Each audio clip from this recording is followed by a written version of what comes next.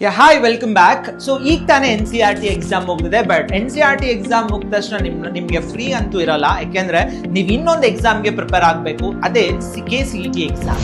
So ಈ KCET exam ಇರೋದು 35 days time. So 35 days ನಲ್ಲಿ ಹೆಂಗಪ್ಪ ಪ್ರಿಪರೇಷನ್ ಆಗಬೇಕು ಅನ್ನೋ ಒಂದು ಆಲೋಚನೆ ಇರುತ್ತೆ.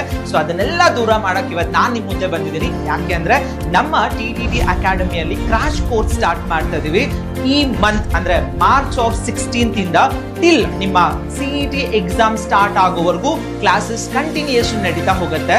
ಹಾಗಾದ್ರೆ ಈ ಕ್ಲಾಸಸ್ಗಳಿಗೆ ಸೇರ್ಕೋಬೇಕು ಅಥವಾ ಅದರಲ್ಲಿರೋ ಬೆನಿಫಿಟ್ಸ್ ಏನು ಅಂತ ಅಂದ್ರೆ, ದ ಫಸ್ಟ್ ಥಿಂಗ್ ಇಸ್ ನಿಮ್ಗೆ 8 hours ಕ್ಲಾಸ್ ಇರುತ್ತೆ per day. And the second point is ನಿಮ್ಗೆ ಏನೇ ಡೌಟ್ಸ್ ಗಳಿದ್ರು ಕೂಡ 1-to-1 ಡೌಟ್ಸ್ ಕ್ಲಾರಿಫಿಕೇಶನ್ ಇರುತ್ತೆ. ಅಂಡ್ ಎಲ್ಲದಕ್ಕಿಂತ ಮೇನ್ ಆಗಿ mock test very important. Every day ನಿಮ್ಗೆ ಮಾಕ್ ಟೆಸ್ಟ್ ಗಳಿರುತ್ತೆ.